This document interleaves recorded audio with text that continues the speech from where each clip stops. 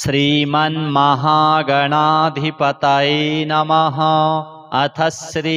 गणेशाष्टोत्तरशतनाम स्तोत्र। श्रीशिव उवाच। काश्यां तु बहवो विघ्नाः काशीवासवियोजकाः तच्छान्त्यर्थं दुण्डिराजः पूजनीयः प्रयत्नतः। अष्टोत्तरशतं दिव्यैर्गणेशस्यैव नामभिः कर्तव्यमतियत्नेन नवदूर्वाङ्कुरार्पणम् हिरण्मयतनुं शुद्धं सर्वार्तिहरमव्ययम् वरदं गणपं ध्यात्वा पूजाकार्या प्रयत्नतः। ऋषिर्विघ्नेश इत्यादि नाम्नां सर्वेश्वरः शिवः देवता विघ्नराजोऽत्र छन्दोनुष्टुप्शुभप्रदं सर्वप्रत्यूहशमनं फलं शक्तिः सुधात्मिका कीलकं गणनाथस्य पूजाकार्येति कामदा। ॐ विघ्नेशो विश्ववरदो विश्वचक्षुर्जगत्पतिः हिरण्यरूपः सर्वात्मा ज्ञानरूपो जगन्मयः सर्वज्ञः सर्वगः शान्तो गजास्यो विगतज्वरः विश्वमूर्तिरमेयात्मा विश्वाधारः सनातनः सामगानप्रियो मन्त्री सत्त्वाधारः सुराधिपः समस्तसाक्षी निर्द्वन्द्वो निर्लिप्तो मोघविक्रमः नियतो निर्मलः पुण्य कामदः कान्तिदः कविः कामरूपी कामवेशो कमलाक्षः कलाधरः सुमुखः सर्वदः शुद्धो मूषिकाधिपवाहनः दीर्घतुण्डघनुः श्रीमान् अनन्तो मोहवर्जितः वक्रतुण्डः शूर्पकर्णो परमं पावनेश्वरः योगीशो योगवन्द्याङ्घ्रि रुमाजनुरयापहः एकदन्तो महाग्रीवः शरण्यः सिद्धसेवितः सिद्धिदः करुणासिन्धुः भगवान् भव्यविग्रहः विकटः कपिलो ढुण्डी रुग्रो भीमोदरः शुभः गणाध्यक्षो गणाराध्यो गणेशो गणनायकः ज्योतिः स्वरूपो भूतात्मा धूमकेतुरनाकुलः कुमारगुरुरानन्दो हेरम्बो वेदसंस्तुतः नागोपवीति दुर्धर्षो बालदूर्वाङ्कुरप्रियः भालचन्द्रो विश्वधामा शिवपुत्रो विनायकः लीलावलम्बितवपुः पूर्णः परमसुन्दरः विघ्नान्धकारमार्तण्डो विघ्नारण्यदवानलः सिन्दूरवदनो नित्यो प्रभुः प्रथमपूजितः शरण्यदिव्यपादाब्जो भक्तमन्दारभूरुहः रत्नसिंहासनासीनो मणिकुण्डलमण्डितः भक्तकल्याणदोमेयः कल्याणगुणसंश्रयः एतानि दिव्यनामानि गणेशस्य महात्मनः पठनीयानि यत्नेन सर्वथा सर्वदेहिभिः नाम्नामेकैकमेतेषां सर्वसिद्धिप्रदायकं सर्वविघ्नेशनाम्नां तु फलं वक्तुं न शक्यते एकैकमेव तन्नाम दिव्यं जप्त्वा मुनीश्वराः प्रत्यूहमात्ररहितास्तिष्ठन्ति शिवपूजकाः दूर्वायुग्मानि सङ्गृह्य नूतनान्यति यत्नतः पूजनीयो गणाध्यक्षो नाम्नामेकैकसङ्ख्यया नभस्य शुक्लपक्षस्य चतुर्थ्यां विधिपूर्वकं वक्रतुण्डे शकुण्डे तु स्नानं कृत्वा प्रयत्नतः वक्रतुण्डे समाराध्य सर्वाभीष्टप्रदायकं ध्यायेद् अघहरं शुद्ध काञ्चनाभमनामयं ततः पूजां यथाशास्त्रं कृत्वा दूर्वाङ्कुरैर्नवः पूजाकार्याविशेषेण नामोच्चारणपूर्वकं ततश्च मोदकै दिव्यैः सुगन्धिघृतपाचितैः नैवेद्यं कल्पयेद्दिव्यं गणेशाय शुभावहम् अन्यैश्च परमान्नाद्यैर्भक्ष्यैर्भोज्यैर्मनोहरैः तोषणीयः प्रयत्नेन वक्रतुण्डविनायकः प्रदक्षिणनमस्कारैर्दिव्यैस्तन्नामसङ्ख्यया कर्तव्या नियतं शुद्धैर्मौनव्रतपरायणः ततः सन्तर्प्य विधिच्छैवान् ब्राह्मणसम्भवान् पुनरभ्यर्च्य विघ्नेश मिमं मन्त्रमुदीरयेत् वक्रतुण्डसुराराध्य सूर्यकोटिसमप्रभ निर्विघ्नेनैव सततं काशीवासं प्रयच्छ मे इति सम्प्रार्थ्य विधिवत् पूजां कृत्वा पुनर्मुदा नमस्कृत्वा प्रसाद्यैनं गच्छेद्धुण्डिविनायकं ढुण्डिराजार्चनं सम्यक् कर्तव्यं विधिपूर्वकं तत्रैवार्चाविशेषेण पूजां कृत्वा ततः परं श्रीगणेशार्पणमस्तु। श्रीशिव उवाच काश्यां तु बहवो विघ्नाः काशीवासवियोजकाः तच्छान्त्यर्थं ढुण्डिराजः पूजनीयः प्रयत्नतः अष्टोत्तरशतं दिव्यैर्गणेशस्यैव नामभिः कर्तव्यमतियत्नेन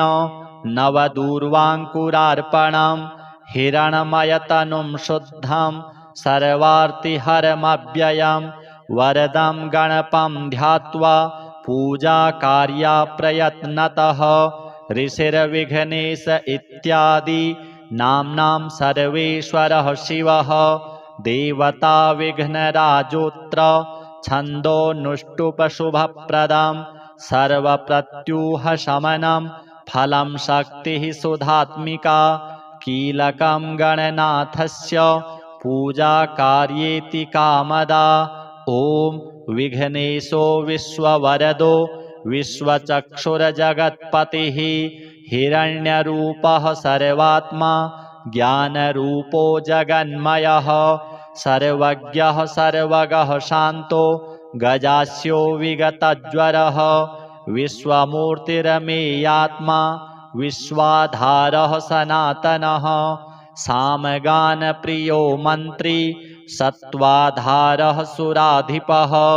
समस्तसाक्षी निर्द्वन्द्वो निर्लिप्तो मोघविक्रमः नियतो निर्मलः पुण्य कामदः कान्तिदः कविः कामरूपी कामवेशो कमलाक्षः कलाधरः सुमुखः सर्वदः शुद्धो मूषिकाधिपवाहनः दीर्घतुण्डघनुः श्रीमान् अनन्तो मोहवर्जितः वक्रतुण्डः शूर्पकर्णो परमं पावनेश्वरः योगीशो योगवन्द्याङ्घ्रि रुमाजनुरयापहः एकदन्तो महाग्रीवः शरण्यः सिद्धसेवितः सिद्धिदः करुणासिन्धुः भगवान् भव्यविग्रहः विकटः कपिलो ढुण्डी रुग्रो भीमोदरः शुभः गणाध्यक्षो गणाराध्यो गणेशो गणनायकः ज्योतिः स्वरूपो भूतात्मा धूमकेतुरनाकुलः कुमारगुरुरानन्दो हेरम्बो वेदसंस्तुतः नागोपवीति दुर्धर्षो बालदूर्वाङ्कुरप्रियः भालचन्द्रो विश्वधामा शिवपुत्रो विनायकः लीलावलम्बितवपुः पूर्णः परमसुन्दरः विघ्नान्धकारमार्तण्डो विघ्नारण्यदवानलः सिन्दूरवदनो नित्यो प्रभुः प्रथमपूजितः शरण्यदिव्यपादाब्जो भक्तमन्दारभूरुहः रत्नसिंहासनासीनो मणिकुण्डलमण्डितः भक्तकल्याणदोमेयः कल्याणगुणसंश्रयः। एतानि दिव्यनामानि गणेशस्य महात्मनः पठनीयानि यत्नेन सर्वथा सर्वदेहिभिः। नाम्नामेकैकमेतेषां सर्वसिद्धिप्रदायकं सर्वविघ्नेशनाम्नां तु फलं वक्तुं न शक्यते। एकैकमेव तन्नाम दिव्यं जप्त्वा मुनीश्वराः प्रत्यूहमात्ररहितास्तिष्ठन्ति शिवपूजकाः। दूर्वायुग्मानि सङ्गृह्य नूतनान्यति यत्नतः पूजनीयो गणाध्यक्षो नाम्नामेकैकसङ्ख्यया। नभस्य शुक्लपक्षस्य चतुर्थ्यां विधिपूर्वकं वक्रतुण्डे सकुण्डे तु स्नानं कृत्वा प्रयत्नतः वक्रतुण्डे समाराध्य सर्वाभीष्टप्रदायकं ध्यायेद् अघहरं शुद्ध काञ्चनाभमनामयम्। ततः पूजां यथाशास्त्रं कृत्वा दूर्वाङ्कुरैर्नवः पूजाकार्यविशेषेण नामोच्चारणपूर्वकं। ततश्च मोदकै दिव्यैः सुगन्धिघृतपाचितैः नैवेद्यं कल्पयेद्दिव्यं गणेशाय शुभावहम्। अन्यैश्च परमान्नाद्यैर्भक्ष्यैर्भोज्यैर्मनोहरैः तोषणीयः प्रयत्नेन वक्रतुण्डविनायकः। प्रदक्षिणनमस्कारैर्दिव्यैस्तन्नामसङ्ख्यया कर्तव्या नियतं शुद्धैर्मौनव्रतपरायणः। ततः सन्तर्प्य विधिच्छैवान् ब्राह्मणसम्भवान् पुनरभ्यर्च्य विघ्नेशमिमं मन्त्रमुदीरयेत्। वक्रतुण्डसुराराध्य सूर्यकोटिसमप्रभ निर्विघ्नेनैव सततं काशीवासं प्रयच्छ मे इति सम्प्रार्थ्य विधिवत् पूजां कृत्वा पुनर्मुदा नमस्कृत्वा प्रसाद्यैनं गच्छेद्धुण्डिविनायकं। ढुण्डिराजार्चनं सम्यक् कर्तव्यं विधिपूर्वकं। तत्रैवार्चाविशेषेण पूजां कृत्वा ततः परं श्रीगणेशार्पणमस्तु। श्रीशिव उवाच काश्यां तु बहवो विघ्नाः काशीवासवियोजकाः तच्छान्त्यर्थं दुण्डिराजः पूजनीयः प्रयत्नतः। अष्टोत्तरशतं दिव्यैर्गणेशस्यैव नामभिः कर्तव्यमतियत्नेन नवदूर्वाङ्कुरार्पणं। हिरण्मयतनुं शुद्धं सर्वार्तिहरमव्ययं वरदं गणपं ध्यात्वा पूजाकार्या प्रयत्नतः। ऋषिर्विघ्नेश इत्यादि नाम्नां सर्वेश्वरः शिवः देवता विघ्नराजोऽत्र छन्दोनुष्टुप्शुभप्रदं सर्वप्रत्यूहशमनं फलं शक्तिः सुधात्मिका। कीलकं गणनाथस्य पूजाकार्येति कामदा। ॐ विघ्नेशो विश्ववरदो विश्वचक्षुर्जगत्पतिः हिरण्यरूपः सर्वात्मा ज्ञानरूपो जगन्मयः सर्वज्ञः सर्वगः शान्तो गजास्यो विगतज्वरः विश्वमूर्तिरमेयात्मा विश्वाधारः सनातनः सामगानप्रियो मन्त्री सत्त्वाधारः सुराधिपः समस्तसाक्षी निर्द्वन्द्वो निर्लिप्तो मोघविक्रमः नियतो निर्मलः पुण्य कामदः कान्तिदः कविः कामरूपी कामवेशो कमलाक्षः कलाधरः सुमुखः सर्वदः शुद्धो मूषिकाधिपवाहनः दीर्घतुण्डघनुः श्रीमान् अनन्तो मोहवर्जितः वक्रतुण्डः शूर्पकर्णो परमं पावनेश्वरः योगीशो योगवन्द्याङ्घ्रि रुमाजनुरयापहः एकदन्तो महाग्रीवः शरण्यः सिद्धसेवितः सिद्धिदः करुणासिन्धुः भगवान् भव्यविग्रहः विकटः कपिलो ढुण्डी रुग्रो भीमोदरः शुभः गणाध्यक्षो गणाराध्यो गणेशो गणनायकः ज्योतिः स्वरूपो भूतात्मा धूमकेतुरनाकुलः कुमारगुरुरानन्दो हेरम्बो वेदसंस्तुतः नागोपवीति दुर्धर्षो बालदूर्वाङ्कुरप्रियः भालचन्द्रो विश्वधामा शिवपुत्रो विनायकः लीलावलम्बितवपुः पूर्णः परमसुन्दरः विघ्नान्धकारमार्तण्डो विघ्नारण्यदवानलः सिन्दूरवदनो नित्यो प्रभुः प्रथमपूजितः शरण्यदिव्यपादाब्जो भक्तमन्दारभूरुहः रत्नसिंहासनासीनो मणिकुण्डलमण्डितः भक्तकल्याणदोमेयः कल्याणगुणसंश्रयः एतानि दिव्यनामानि गणेशस्य महात्मनः पठनीयानि यत्नेन सर्वथा सर्वदेहिभिः नाम्नामेकैकमेतेषां सर्वसिद्धिप्रदायकं सर्वविघ्नेशनाम्नां तु फलं वक्तुं न शक्यते एकैकमेव तन्नाम दिव्यं जप्त्वा मुनीश्वराः प्रत्यूहमात्ररहितास्तिष्ठन्ति शिवपूजकाः दूर्वायुग्मानि सङ्गृह्य नूतनान्यति यत्नतः पूजनीयो गणाध्यक्षो नाम्नामेकैकसङ्ख्यया नभस्य शुक्लपक्षस्य चतुर्थ्यां विधिपूर्वकं वक्रतुण्डे शकुण्डे तु स्नानं कृत्वा प्रयत्नतः वक्रतुण्डे समाराध्य सर्वाभीष्टप्रदायकं ध्यायेद् अघहरं शुद्ध काञ्चनाभमनामयं ततः पूजां यथाशास्त्रं कृत्वा दूर्वाङ्कुरैर्नवः पूजाकार्यविशेषेण नामोच्चारणपूर्वकं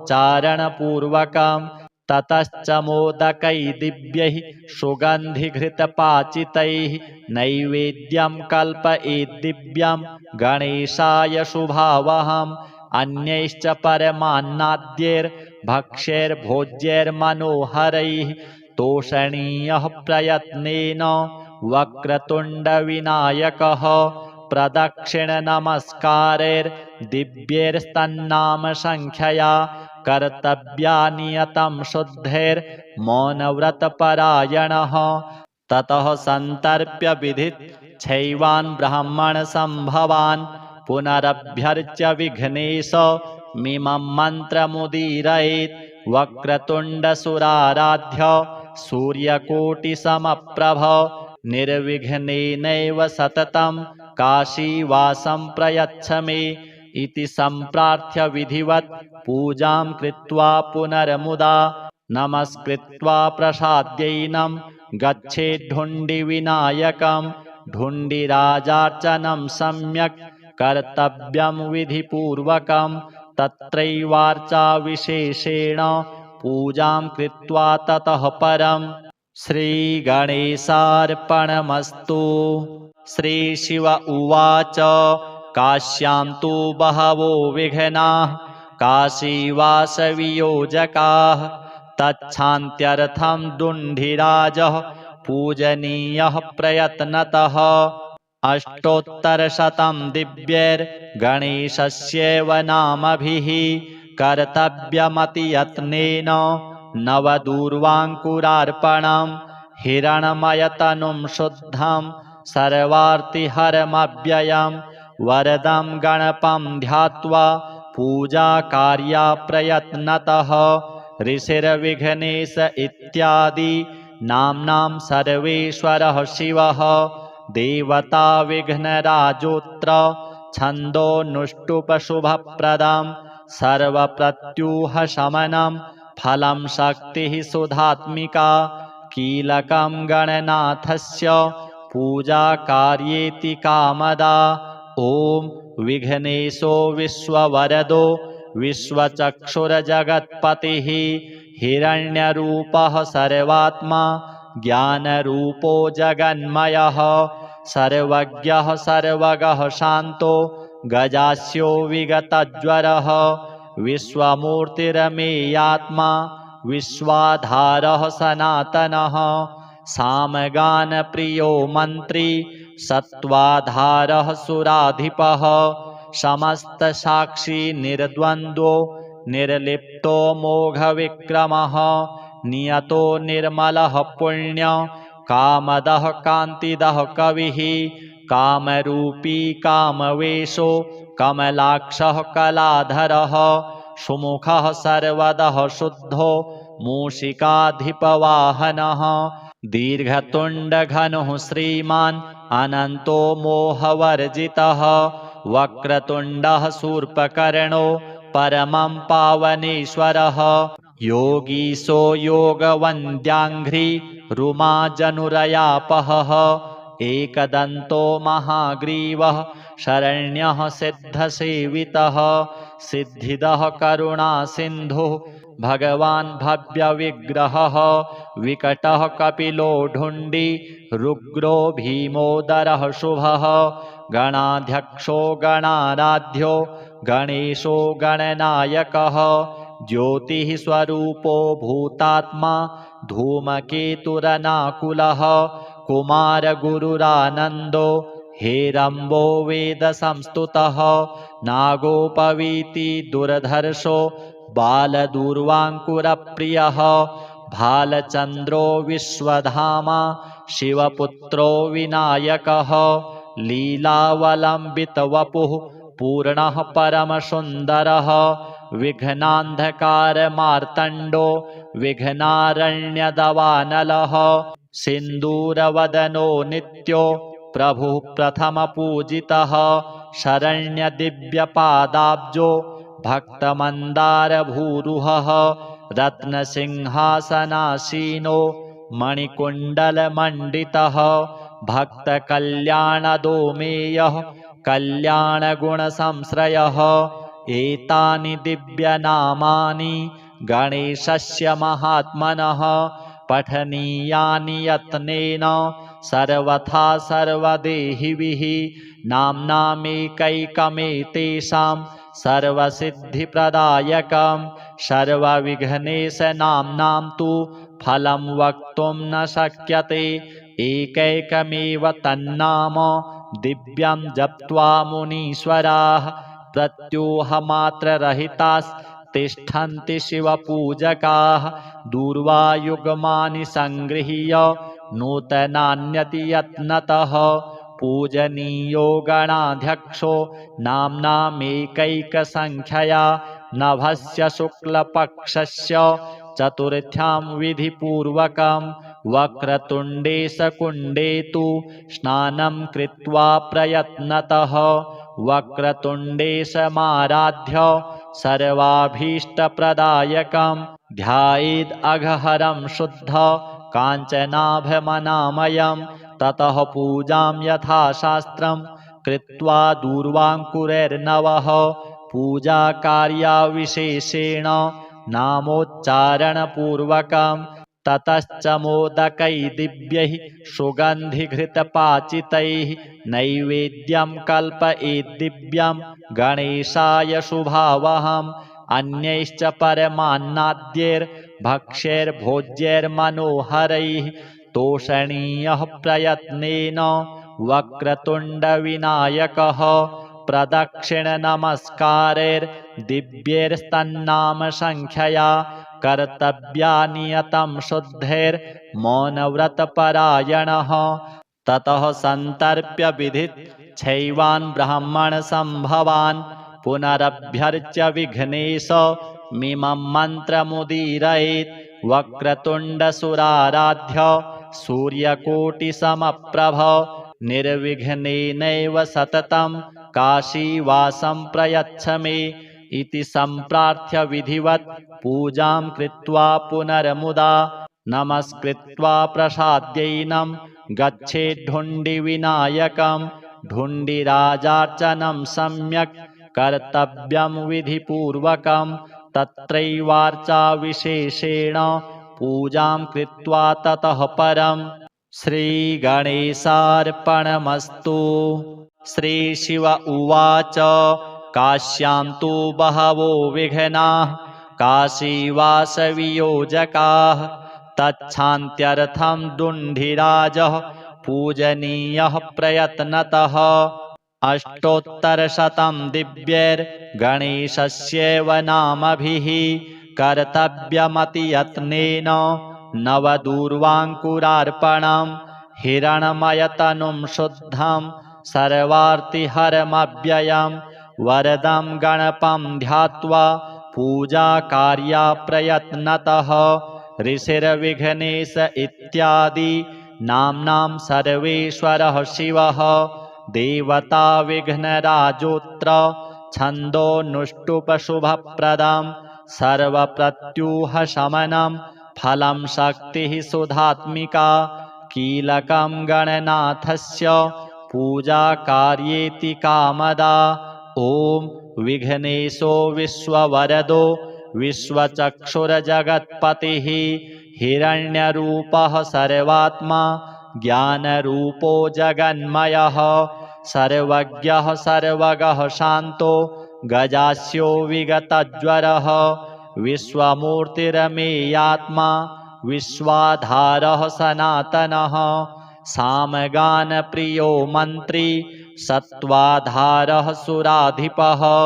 समस्तसाक्षी निर्द्वन्द्वो निर्लिप्तो मोघविक्रमः नियतो निर्मलः पुण्य कामदः कान्तिदः कविः कामरूपी कामवेशो कमलाक्षः कलाधरः सुमुखः सर्वदः शुद्धो मूषिकाधिपवाहनः दीर्घतुण्डघनुः श्रीमान् अनन्तो मोहवर्जितः वक्रतुण्डः शूर्पकर्णो परमं पावनेश्वरः योगीशो योगवन्द्याङ्घ्रि रुमाजनुरयापहः एकदन्तो महाग्रीवः शरण्यः सिद्धसेवितः सिद्धिदः करुणासिन्धुः भगवान् भव्यविग्रहः विकटः कपिलो ढुण्डी रुग्रो भीमोदरः शुभः गणाध्यक्षो गणाराध्यो गणेशो गणनायकः ज्योतिः स्वरूपो भूतात्मा धूमकेतुरनाकुलः कुमारगुरुरानन्दो हेरम्बो वेदसंस्तुतः नागोपवीति दुर्धर्षो बालदूर्वाङ्कुरप्रियः भालचन्द्रो विश्वधामा शिवपुत्रो विनायकः लीलावलम्बितवपुः पूर्णः परमसुन्दरः विघ्नान्धकारमार्तण्डो विघ्नारण्यदवानलः सिन्दूरवदनो नित्यो प्रभुः प्रथमपूजितः शरण्यदिव्यपादाब्जो भक्तमन्दारभूरुहः रत्नसिंहासनासीनो मणिकुण्डलमण्डितः भक्तकल्याणदोमेयः कल्याणगुणसंश्रयः एतानि दिव्यनामानि गणेशस्य महात्मनः पठनीयानि यत्नेन सर्वथा सर्वदेहिभिः नाम्नामेकैकमेतेषां सर्वसिद्धिप्रदायकं सर्वविघ्नेशनाम्नां तु फलं वक्तुं न शक्यते एकैकमेव तन्नाम दिव्यं जप्त्वा मुनीश्वराः प्रत्यूहमात्ररहितास्तिष्ठन्ति शिवपूजकाः दूर्वायुग्मानि सङ्गृह्य नूतनान्यति यत्नतः पूजनीयो गणाध्यक्षो नाम्नामेकैकसङ्ख्यया नभस्य शुक्लपक्षस्य चतुर्थ्यां विधिपूर्वकं वक्रतुण्डे शकुण्डे तु स्नानं कृत्वा प्रयत्नतः वक्रतुण्डेशमाराध्य सर्वाभीष्टप्रदायकं ध्यायेद् अघहरं शुद्ध काञ्चनाभमनामयं ततः पूजां यथाशास्त्रं कृत्वा दूर्वाङ्कुरैर्नवः पूजाकार्यविशेषेण नामोच्चारणपूर्वकं ततश्च मोदकै दिव्यैः सुगन्धिघृतपाचितैः नैवेद्यं कल्पयेद् दिव्यं गणेशाय शुभावहम् अन्यैश्च परमान्नाद्यैर्भक्ष्यैर्भोज्यैर्मनोहरैः तोषणीयः प्रयत्नेन वक्रतुण्डविनायकः प्रदक्षिणनमस्कारैर्दिव्यैस्तन्नामसङ्ख्यया कर्तव्यानियतं शुद्धैर्मौनव्रतपरायणः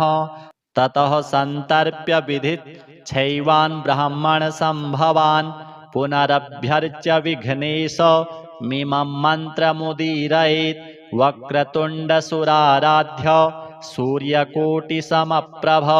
निर्विघ्नेनैव सततं काशीवासं प्रयच्छ मे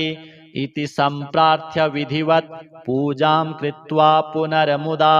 नमस्कृत्वा प्रसाद्यैनं गच्छेद्धुण्डिविनायकं ढुण्डिराजार्चनं सम्यक् कर्तव्यं विधिपूर्वकं तत्रैवार्चाविशेषेण पूजां कृत्वा ततः परं श्रीगणेशार्पणमस्तु। श्रीशिव उवाच काश्यां तु बहवो विघ्नाः काशीवासवियोजकाः तच्छान्त्यर्थं दुण्डिराजः पूजनीयः प्रयत्नतः अष्टोत्तरशतं दिव्यैर्गणेशस्यैव नामभिः कर्तव्यमतियत्नेन नवदूर्वाङ्कुरार्पणं हिरण्मयतनुं शुद्धं सर्वार्तिहरमव्ययं वरदं गणपं ध्यात्वा पूजाकार्या प्रयत्नतः ऋषिर्विघ्नेश इत्यादि नाम्नां सर्वेश्वरः शिवः देवता विघ्नराजोऽत्र छन्दोनुष्टुपशुभप्रदं सर्वप्रत्यूहशमनं फलं शक्तिः सुधात्मिका कीलकं गणनाथस्य पूजाकार्येति कामदा ॐ विघ्नेशो विश्ववरदो विश्वचक्षुर्जगत्पतिः हिरण्यरूपः सर्वात्मा ज्ञानरूपो जगन्मयः सर्वज्ञः सर्वगः शान्तो गजास्यो विगतज्वरः विश्वमूर्तिरमेयात्मा विश्वाधारः सनातनः सामगानप्रियो मन्त्री सत्त्वाधारः सुराधिपः समस्तसाक्षी निर्द्वन्द्वो निर्लिप्तो मोघविक्रमः नियतो निर्मलः पुण्य कामदः कान्तिदः कविः कामरूपी कामवेशो कमलाक्षः कलाधरः सुमुखः सर्वदः शुद्धो मूषिकाधिपवाहनः दीर्घतुण्डघनुः श्रीमान् अनन्तो मोहवर्जितः वक्रतुण्डः शूर्पकर्णो परमं पावनेश्वरः योगीशो योगवन्द्याङ्घ्रि रुमाजनुरयापहः एकदन्तो महाग्रीवः शरण्यः सिद्धसेवितः सिद्धिदः करुणासिन्धुः भगवान् भव्यविग्रहः विकटः कपिलो ढुण्डी रुग्रो भीमोदरः शुभः गणाध्यक्षो गणाराध्यो गणेशो गणनायकः ज्योतिः स्वरूपो भूतात्मा धूमकेतुरनाकुलः कुमारगुरुरानन्दो हेरम्बो वेदसंस्तुतः नागोपवीति दुर्धर्षो बालदूर्वाङ्कुरप्रियः भालचन्द्रो विश्वधामा शिवपुत्रो विनायकः लीलावलम्बितवपुः पूर्णः परमसुन्दरः विघ्नान्धकारमार्तण्डो विघ्नारण्यदवानलः सिन्दूरवदनो नित्यो प्रभुः प्रथमपूजितः शरण्यदिव्यपादाब्जो भक्तमन्दारभूरुहः रत्नसिंहासनासीनो मणिकुण्डलमण्डितः भक्तकल्याणदोमेयः कल्याणगुणसंश्रयः एतानि दिव्यनामानि गणेशस्य महात्मनः पठनीयानि यत्नेन सर्वथा सर्वदेहिभिः नाम्नामेकैकमेतेषां सर्वसिद्धिप्रदायकं सर्वविघ्नेशनाम्नां तु फलं वक्तुं न शक्यते एकैकमेव तन्नाम दिव्यं जप्त्वा मुनीश्वराः प्रत्यूहमात्ररहितास्तिष्ठन्ति शिवपूजकाः दूर्वायुग्मानि सङ्गृह्य नूतनान्यति यत्नतः पूजनीयो गणाध्यक्षो नाम्नामेकैकसङ्ख्यया नभस्य शुक्लपक्षस्य चतुर्थ्यां विधिपूर्वकं वक्रतुण्डे सकुण्डे तु स्नानं कृत्वा प्रयत्नतः वक्रतुण्डे समाराध्य सर्वाभीष्टप्रदायकं ध्यायेदघहरं शुद्ध काञ्चनाभमनामयं ततः पूजां यथाशास्त्रं कृत्वा दूर्वाङ्कुरैर्नवः पूजाकार्यविशेषेण नामोच्चारणपूर्वकं ततश्च मोदकै दिव्यैः सुगन्धिघृतपाचितैः नैवेद्यं कल्पयेद्दिव्यं गणेशाय शुभावहम् अन्यैश्च परमान्नाद्यैर्भक्ष्यैर्भोज्यैर्मनोहरैः तोषणीयः प्रयत्नेन वक्रतुण्डविनायकः प्रदक्षिणनमस्कारैर्दिव्यैस्तन्नामसङ्ख्यया कर्तव्यानियतं शुद्धैर्मौनव्रतपरायणः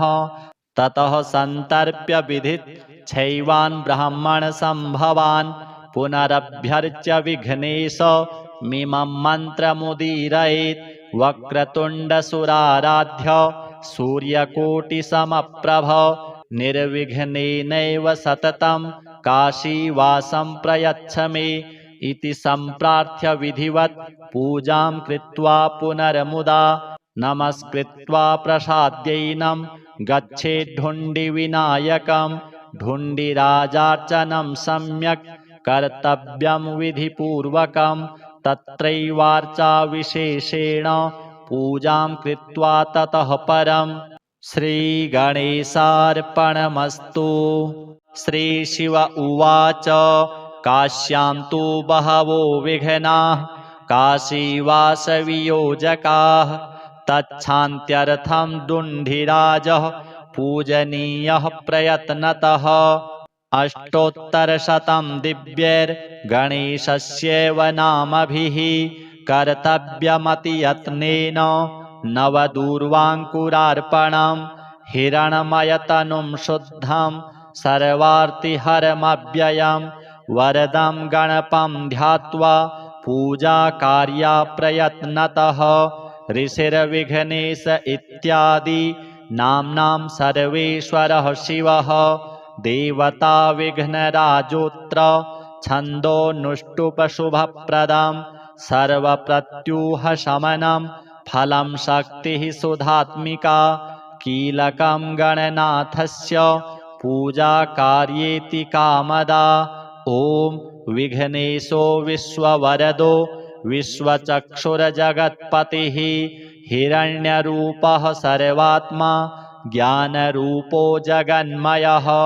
सर्वज्ञः सर्वगः शान्तो गजास्यो विगतज्वरः विश्वमूर्तिरमेयात्मा विश्वाधारः सनातनः सामगानप्रियो मन्त्री सत्त्वाधारः सुराधिपः समस्तसाक्षी निर्द्वन्द्वो निर्लिप्तो मोघविक्रमः नियतो निर्मलः पुण्य कामदः कान्तिदः कविः कामरूपी कामवेशो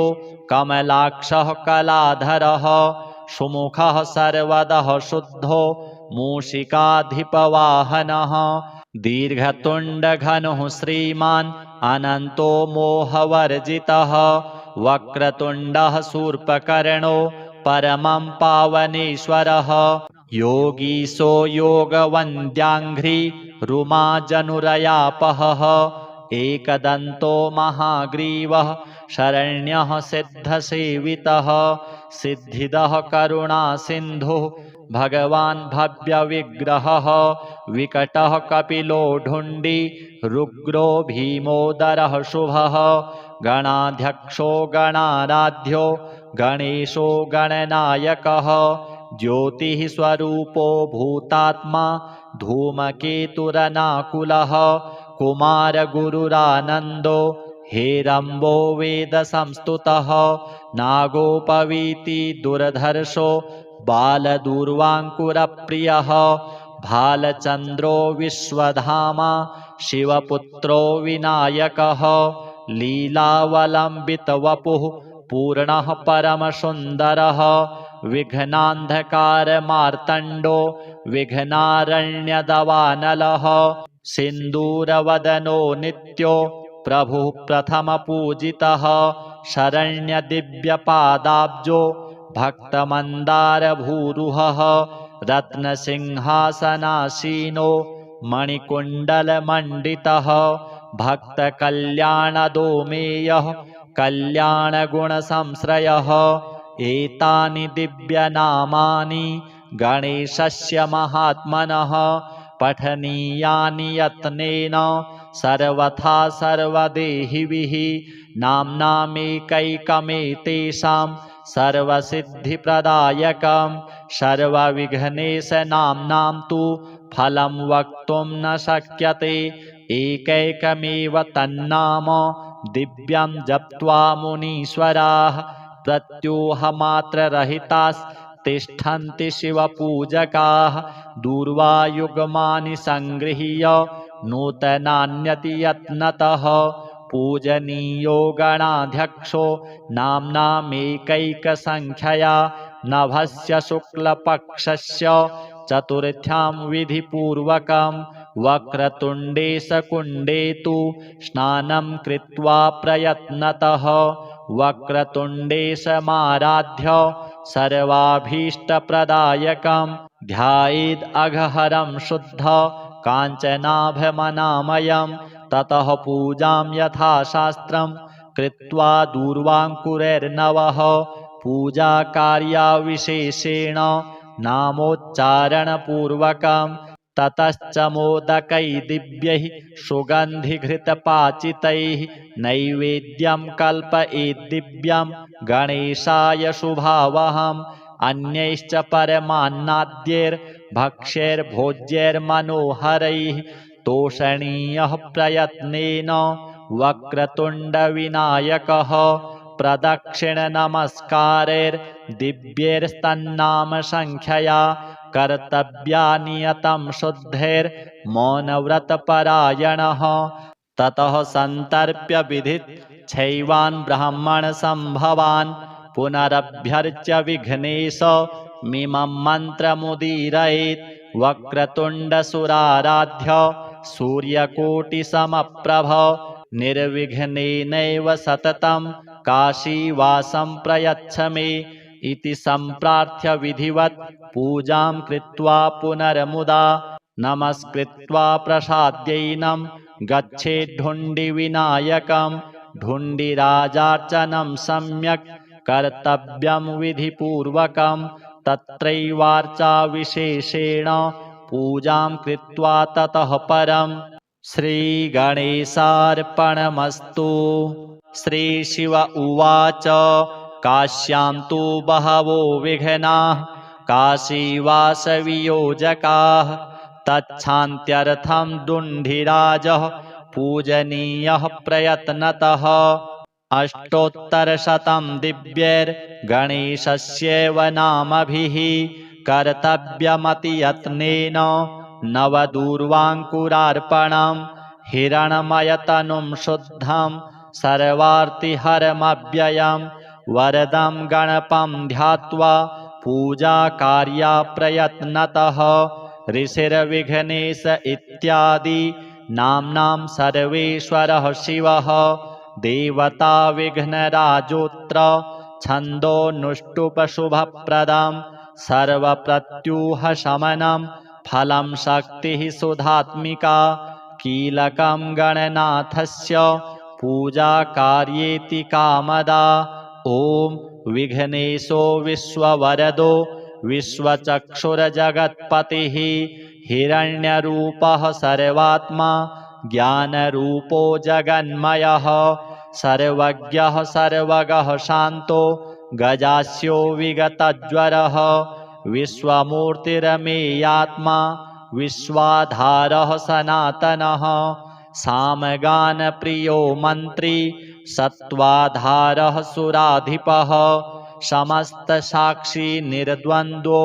निर्लिप्तो मोघविक्रमः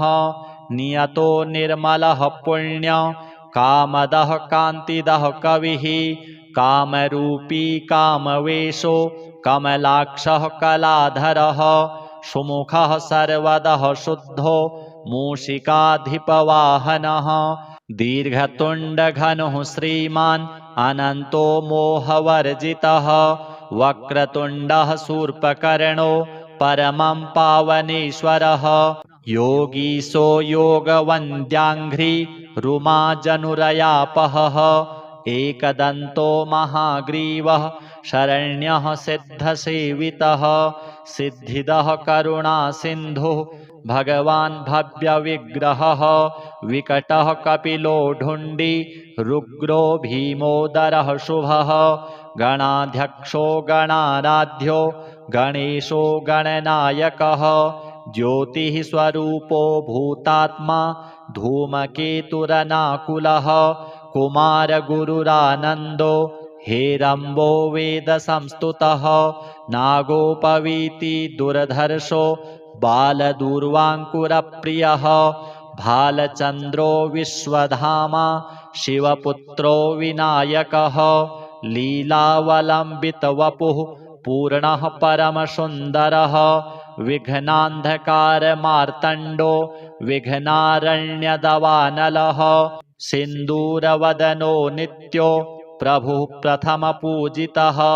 शरण्यदिव्यपादाब्जो भक्तमन्दारभूरुहः रत्नसिंहासनासीनो मणिकुण्डलमण्डितः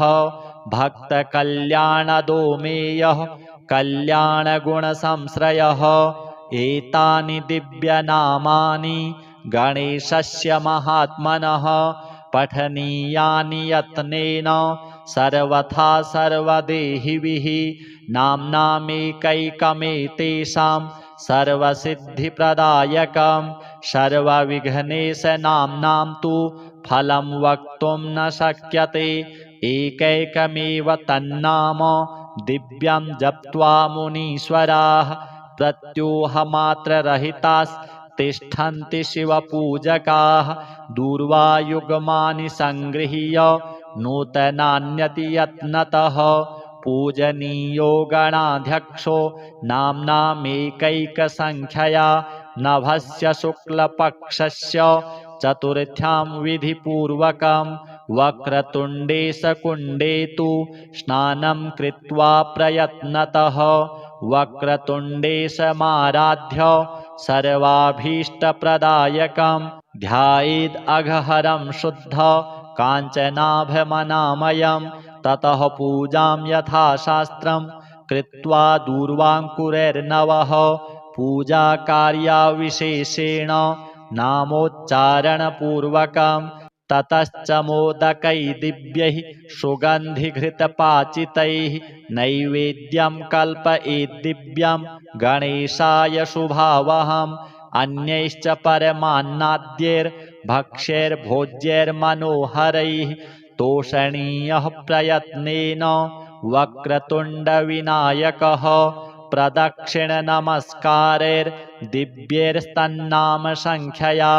कर्तव्या नियतं शुद्धैर्मौनव्रतपरायणः ततः सन्तर्प्य विधिच्छैवान् ब्राह्मणसम्भवान् पुनरभ्यर्च्य विघ्नेश मिमं मन्त्रमुदीरयेत् वक्रतुण्डसुराराध्य सूर्यकोटिसमप्रभ निर्विघ्नेनैव सततं काशीवासं प्रयच्छ मे इति सम्प्रार्थ्य विधिवत् पूजां कृत्वा पुनर्मुदा नमस्कृत्वा प्रसाद्यैनं गच्छेद्धुण्डिविनायकं ढुण्डिराजार्चनं सम्यक् कर्तव्यं विधिपूर्वकं तत्रैवार्चाविशेषेण पूजां कृत्वा ततः परं श्रीगणेशार्पणमस्तु।